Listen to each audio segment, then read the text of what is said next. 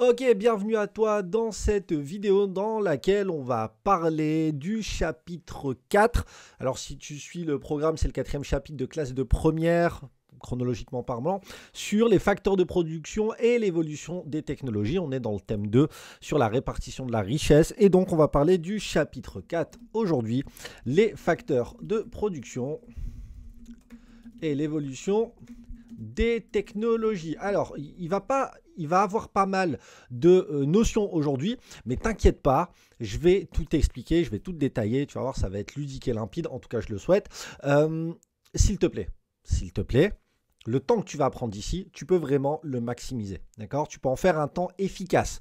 Comment on fait? Enlève les notifications, concentre-toi sur ce que je dis, d'accord? Et écoute bien attentivement, essaye de suivre. Si tu es en même temps en train de discuter avec quelqu'un, si tu es en même temps en train d'être sur Instagram ou de scroller sur TikTok, c'est sûr, cette vidéo ne va pas servir à grand-chose. Donc, s'il te plaît, prends le temps de bien écouter ce que je vais te dire et tu verras, et l'économie c'est trop bien et je vais te prouver que c'est trop bien. Ça se trouve tu aimes déjà de l'économie, ça se trouve tu as peut-être une évaluation, mais en tout état de cause, cette vidéo là ne pourra jamais remplacer ton cours en classe avec ta prof ou ton prof et le fait de co-construire les notions ensemble et d'être en activité. Ok, si ça t'a plu, tu mets un pouce bleu, tu mets un commentaire, je te répondrai si j'ai le temps et tu t'abonnes, ça fait toujours plaisir et tu fais tourner à toute ta classe bien évidemment. Alors c'est parti, on va commencer par parler du bac, d'accord? On va parler du baccalauréat ensemble. Alors imagine que on est ensemble dans la même classe, ok? Toi et moi, on a le même âge. Bref, on doit passer le bac. Et toi, on va dire que en révisant 30 minutes par jour, tu vas avoir ton bac. Moi, j'ai besoin de réviser 2 heures par jour pour avoir le bac. Et toi, 30 minutes, tu es régulier, tu as des facilités, tu vois, tu sais comment apprendre, etc. Tu regardes des vidéos YouTube. Et du coup, tu as besoin de 30 minutes par jour. Moi, j'ai besoin de 2 heures. Et à la fin, on a le bac tous les deux. Tu vois, on est content, tout ça, etc. Ok. Bah, tu vois, là, il y a une différence entre toi et moi. Toi, tu as besoin de moins de temps pour un même résultat. Le résultat, c'est quoi? Avoir le bac. GG d'ailleurs. On a le bac tous les deux, on est au top. Mais tu as eu besoin de 4 fois moins de temps que moi. Moi, j'ai passé 2 heures par jour, toi, tu as passé 30 minutes. Bah, tu sais quoi? On a eu tous les deux le bac, donc on est tous les deux efficaces. Par contre, toi, tu es beaucoup plus efficient que moi. Pourquoi? Parce que tu as eu besoin de 30 minutes. Alors l'efficience, qu'est-ce que c'est? L'efficience, c'est le résultat obtenu, le bac, divisé par l'effort que ça demande. Et là, l'effort, c'est quoi? C'est le temps. Toi, tu as été beaucoup plus efficient que moi. Pourquoi? Parce que tu as eu besoin de moins de temps pour le même résultat. Tous les deux, on est efficaces. Hein. Être efficace, c'est quoi? C'est atteindre son objectif. On a eu le bac tous les deux. On a été efficaces tous les deux. Par contre, toi, tu as été plus efficient que moi. Et d'ailleurs, je te félicite parce que tu as eu besoin de moins de temps que moi. Ok? Si cette notion elle est comprise, elle va nous aider beaucoup pour la suite. D'accord? Donc, une différence entre l'efficacité, c'est-à-dire atteindre son objectif, et l'efficience, c'est-à-dire l'atteinte de l'objectif par rapport aux efforts que j'ai mis en œuvre pour atteindre cet objectif-là. Ok? Du coup, maintenant, on va parler d'un facteur qui s'appelle le facteur travail. Qu'est-ce que c'est le facteur travail dans une entreprise? Eh bien, ce sont tout simplement ses salariés. D'accord? T'imagines que tu montes une boîte, tu as, je sais pas moi, allez, on va dire, au hasard, tu as 3 salariés. D'accord? Tu es dirigeant d'une boîte, ça se passe bien.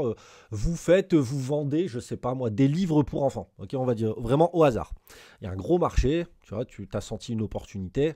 Tu t'es dit, vas-y, moi je vais commencer tout seul. Et ça a tellement pris que tu as eu besoin de recruter 3 salariés. Ok?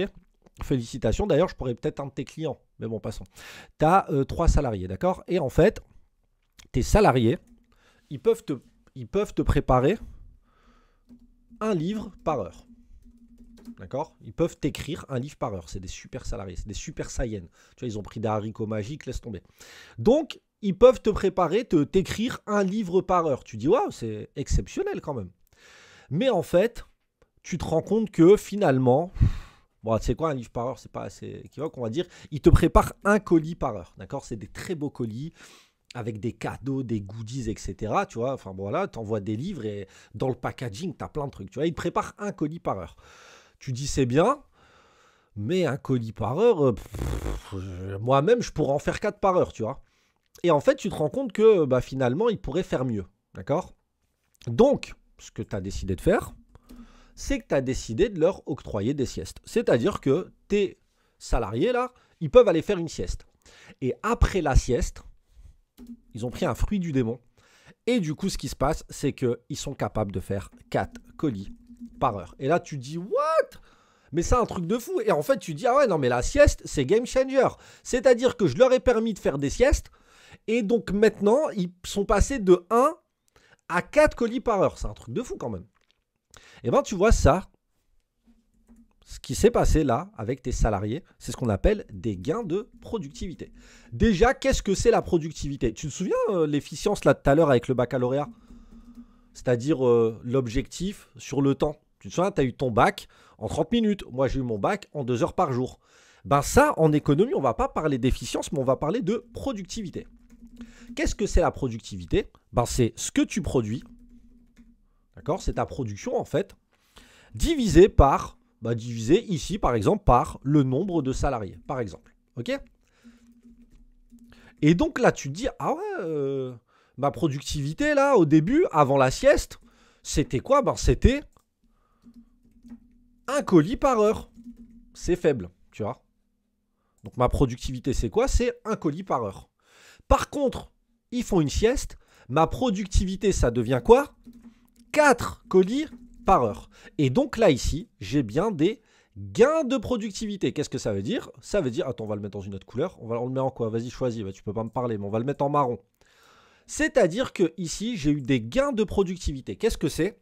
On a augmenté l'efficience. Tu sais, l'efficience, je t'en ai parlé tout à l'heure.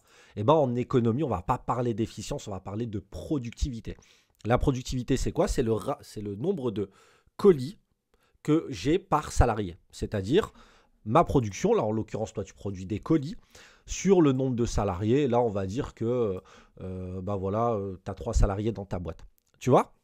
Et donc du coup, ça veut dire quoi? Ça veut dire que là, ta productivité, elle a augmenté. Parce que si un salarié me fait un colis par heure, ici, dans ce cas-là, j'ai 3 colis par heure, alors que là, j'en ai 12. C'est 4 fois plus. Donc, j'ai eu des gains de productivité. OK?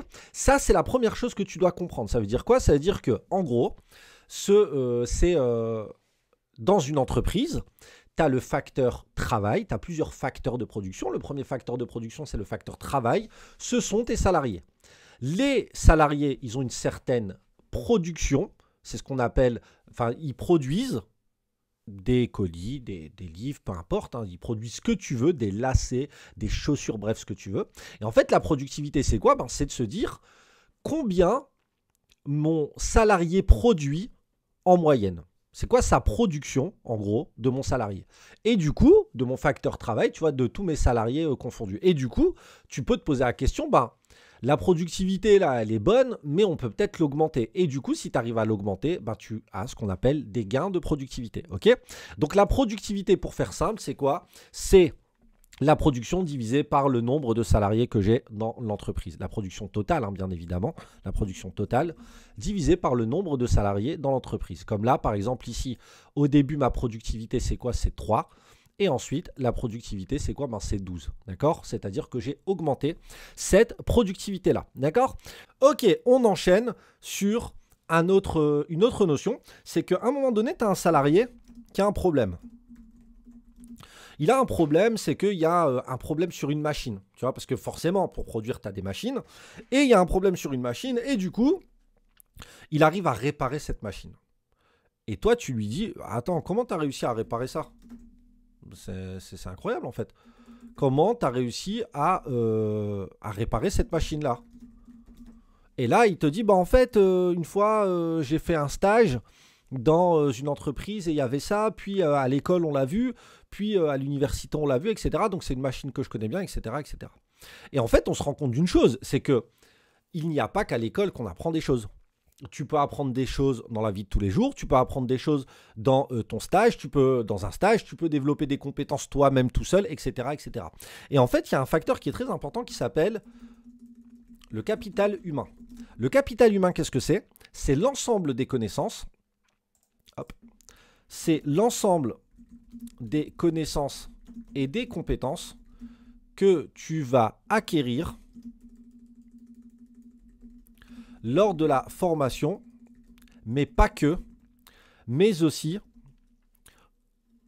et de la vie professionnelle. Donc le capital humain, c'est ça. C'est une forme de... C'est un facteur. On peut considérer également que c'est un peu le savoir, hein, si tu veux, tu vois, on peut considérer que c'est le savoir. Mais ça aussi, c'est important pour les entreprises. Pourquoi? Parce que imagine tes salariés là, les 3 salariés, d'accord? Les 3 salariés, tu te dis, ben tu sais quoi? Je vais leur payer une formation. Comme ça, grâce à cette formation, ils vont acquérir des compétences. Et grâce à l'acquisition de ces compétences, ils vont être plus productifs et ils vont réussir à mieux gérer les machines, etc. Et donc à produire plus de colis. Et donc, tu vas gagner quoi? De la productivité in fine.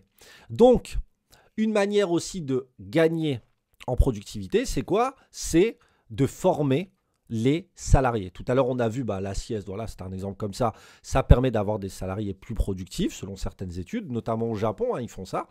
Mais également, tu peux te dire, moi, je vais leur payer une formation, comme ça, ils vont gagner en productivité.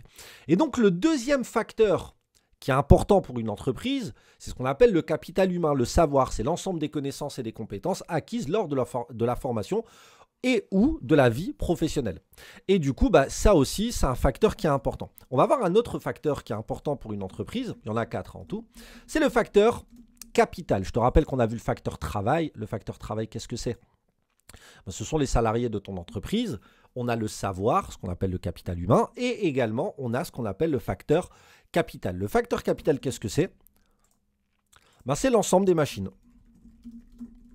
de ton entreprise. L'ensemble des machines. Tu vois, forcément, il y a des machines, il y a, je ne sais pas moi, des trains, tu sais, pour faire circuler les colis, il y a des Clark pour aller les ranger, etc. Enfin bref, toutes ces machines-là, c'est ce qu'on appelle le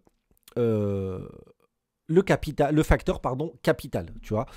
Donc ça aussi, les ordinateurs, etc. Enfin bref, toutes les machines en fait contenues dans ton entreprise, c'est ce qu'on appelle le facteur capital. Et ça aussi, c'est un facteur de production parce qu'il te permet de produire et d'acheminer les colis, par exemple, vers tes clients. Et enfin, on a un dernier facteur, c'est ce qu'on appelle les ressources naturelles. Par exemple, pour pouvoir produire, ton entreprise, elle va avoir besoin, je ne sais pas moi, par exemple, de matières premières. Pour pouvoir faire du carton, elle va avoir besoin de bois, etc., etc. Donc, un autre facteur important pour pouvoir produire dans l'entreprise, c'est ce qu'on appelle les ressources naturelles. Et donc ça aussi, c'est bon de le savoir. Donc on récapitule juste pour le facteur. On a tout d'abord le facteur travail, c'est-à-dire les salariés.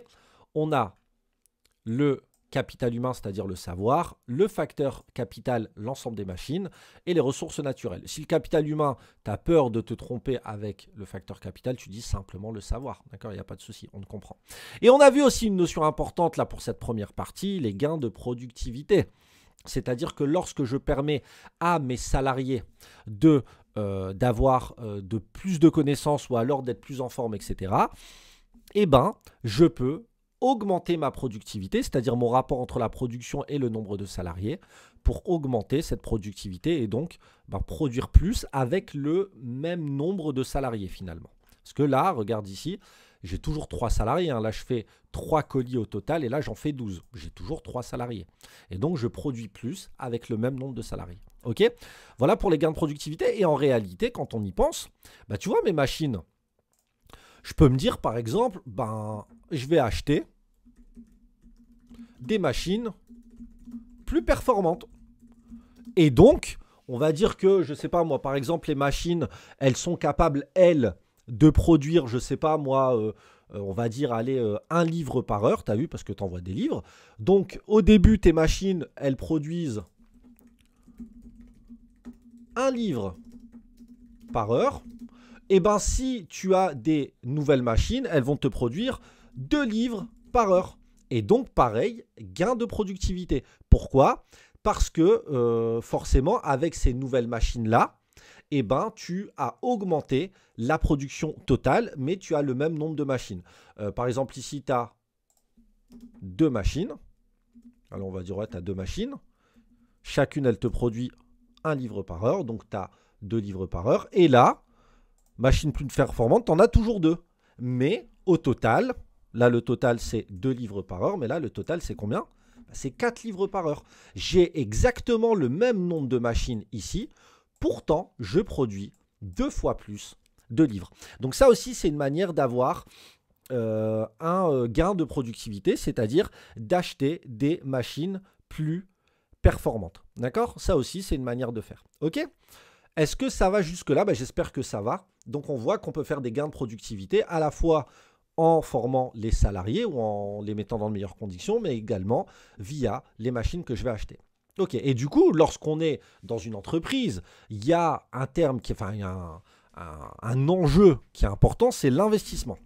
Quand tu es chef d'entreprise, tu es obligé d'investir. Pourquoi? Parce que il faut toujours apporter de nouveaux produits, de meilleurs produits, parce qu'il y a une concurrence qui est accrue. Et donc, en tant que chef d'entreprise, tu es obligé d'investir. C'est un enjeu qui est capital. Et d'ailleurs, il y a beaucoup d'entreprises qui n'ont pas investi et qui ont pas, par exemple, investi dans la technologie, etc. Et de ce fait-là, leur entreprise, elle a disparu. Je te donne un exemple très concret qui est très connu. C'est Kodak. Alors, tu n'as peut-être pas connu, mais avant, tu vois, les appareils, c'était des appareils jetables. C'est-à-dire que tu n'avais pas que ça, mais tu en avais. Tu prenais un appareil, tu prenais genre, je sais pas, une vingtaine de photos.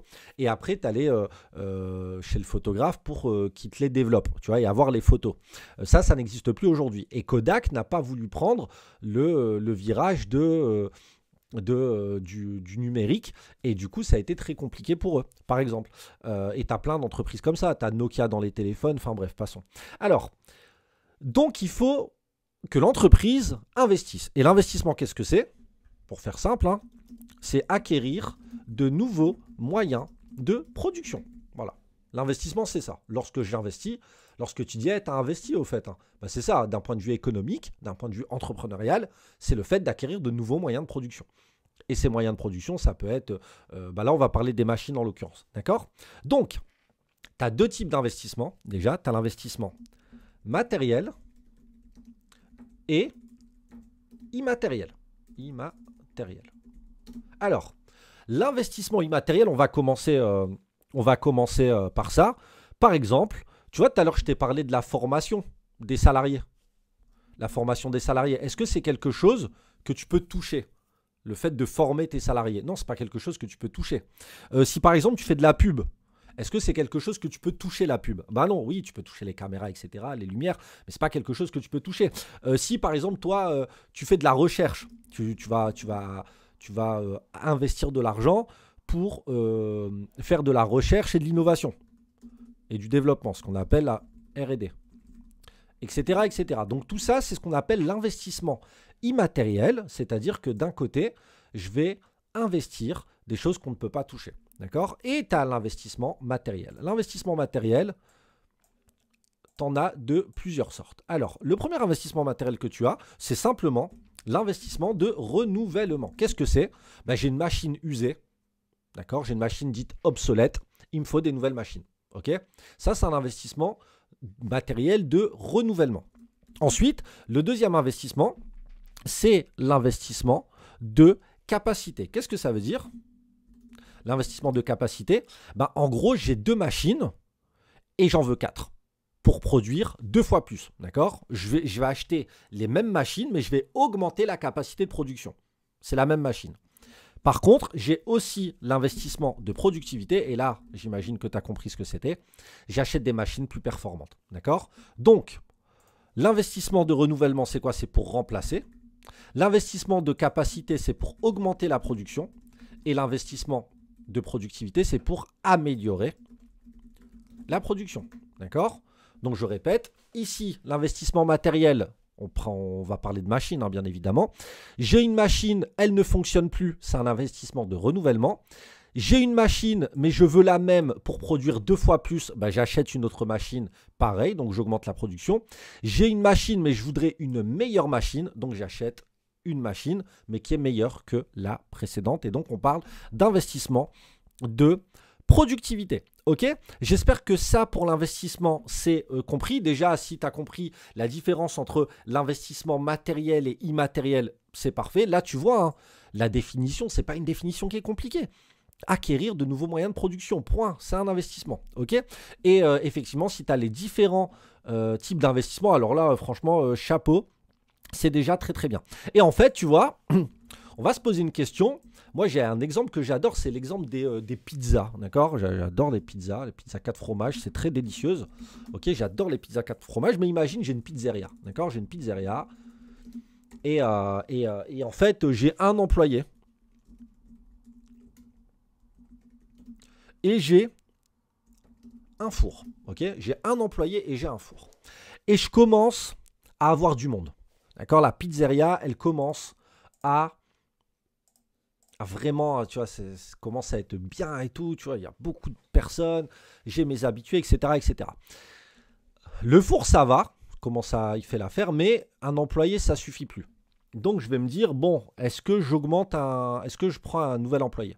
Donc, du coup, ce que je vais faire, c'est que je vais prendre 2 employés et un four, ok? Et pareil, ça commence à augmenter, tout ça et tout, et je me rends compte que 2 employés, c'est pas assez. Donc, je vais prendre 3 employés plus un four. Et là, je te pose une question. Est-ce que, à ton avis, je vais prendre 1000 employés? Bah, bien évidemment non. Pourquoi? Parce que si je prends 1000 employés, on sera entassé comme ça et on ne pourra pas marcher, on ne pourra pas circuler. Ok, donc ça n'a pas de sens. Mais après, je peux me dire aussi, bah, mon employé là, finalement, il tourne bien.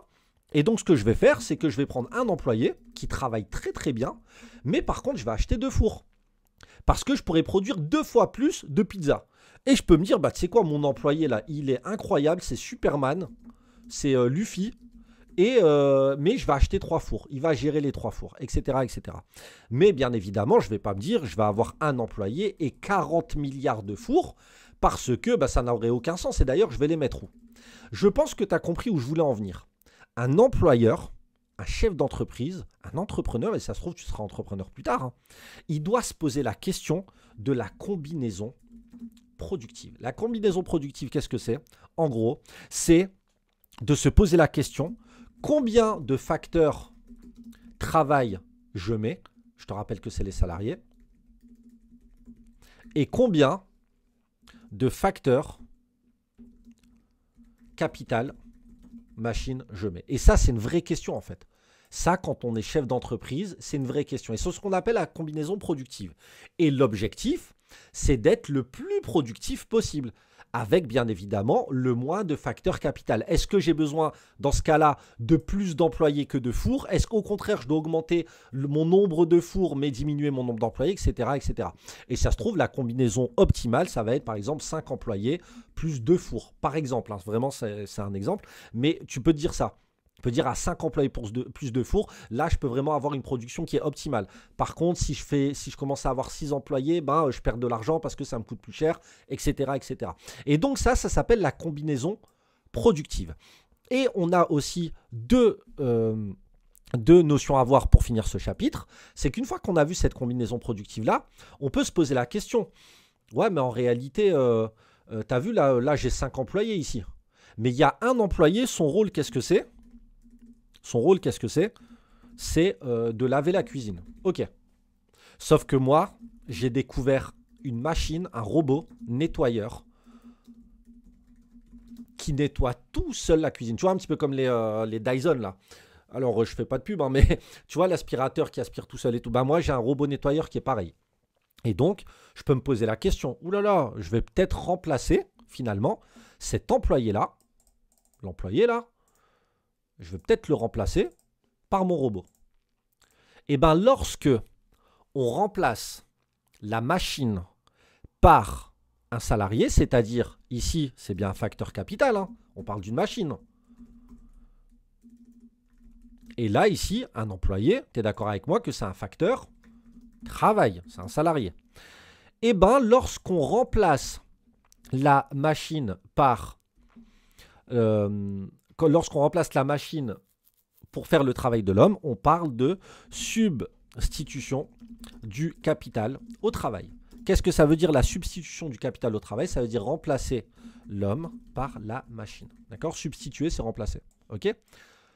Et donc, ça aussi, c'est un terme qui est important, c'est la substitution du travail au capital, au travail, c'est le fait de remplacer l'homme par la machine. D'accord? Substitution du capital au travail. Si tu as un problème avec quel terme placer au début, tu vois, substitution du c'est travail en premier, c'est capital. Substitution du capital au travail. Capital, ça commence par un C. Travail, ça commence par un T. Et donc, dans l'alphabet, C, c'est avant T. Et donc, on parle bien de substitution du capital au travail. D'accord? Donc, si tu veux utiliser cette expression-là et que tu ne sais plus si tu dois mettre capital avant travail ou l'inverse, eh ben, tu mets le capital en premier. Pourquoi? Parce que C, c'est avant T dans l'alphabet. OK? Donc, c'est ce qu'on appelle la substitution du capital au travail, c'est-à-dire le fait de remplacer l'homme par la machine. Et enfin, tu vois ici, tu es d'accord avec moi que dans ce cas-là, tu es obligé d'avoir un employé et un four pour faire une une pizza. Tu ne peux pas faire une pizza si tu n'as pas d'employé. Et même si toi, tu es employé, tu ne peux pas faire une pizza sans être humain. Et en même temps, tu ne peux pas faire une pizza sans four. Sinon, tu vas vas pas pouvoir la chauffer. Et bien ça, c'est ce qu'on appelle la complémentarité des facteurs. Ça veut dire quoi? Ça veut dire que les facteurs de production, à savoir le facteur ici travail et le facteur ici capital, fonctionnent ensemble, doivent être utilisés ensemble pour pouvoir produire ce qu'on veut produire. OK? Et également, on peut se poser la question, mais ça vraiment très rapidement ensemble, on peut se dire, finalement,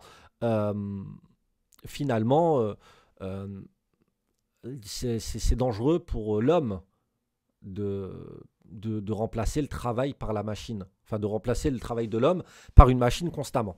Alors c'est vrai qu'on peut se dire, et d'ailleurs il y a eu plein de révolutions par rapport à ça. Lorsque par exemple les métiers à tisser sont arrivés, on s'est dit oulala, il y a eu des révoltes dans le secteur du textile par exemple, et on peut se poser la question, oui c'est dangereux, sauf que tu vois par exemple les caisses au supermarché, je ne sais pas si tu as déjà vu, mais les caisses au supermarché ça a été robotisé.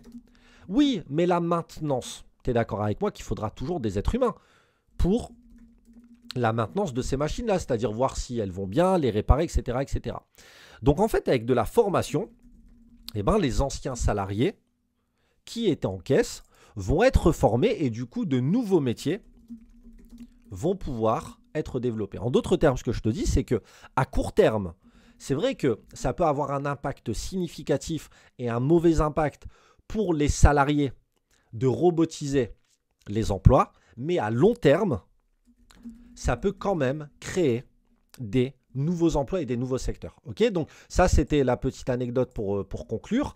C'est vrai qu'on peut se dire, oui, mais il y a plein de métiers qui vont disparaître, certes, mais ça va laisser place à d'autres métiers finalement. Ok, donc on récapitule tout ce qu'on a vu dans ce chapitre numéro 4.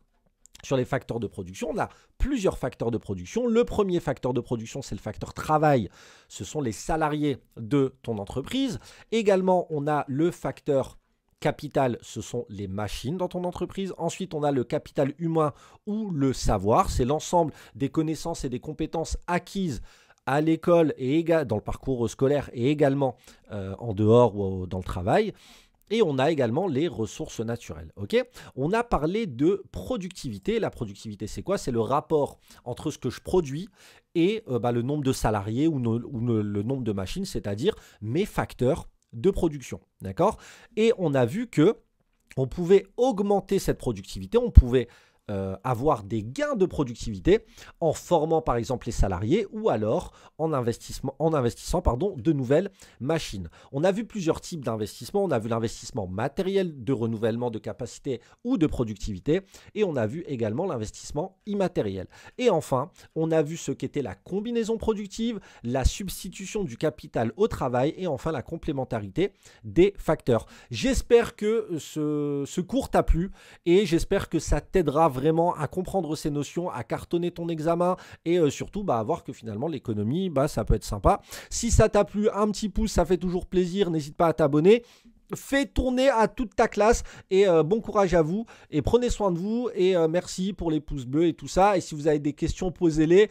Je suis pas sûr d'y répondre, mais franchement, si j'ai le temps, bah, je le ferai avec plaisir. Mais j'ai beaucoup de choses à faire. Et d'ici là, prenez soin de vous. Bye bird.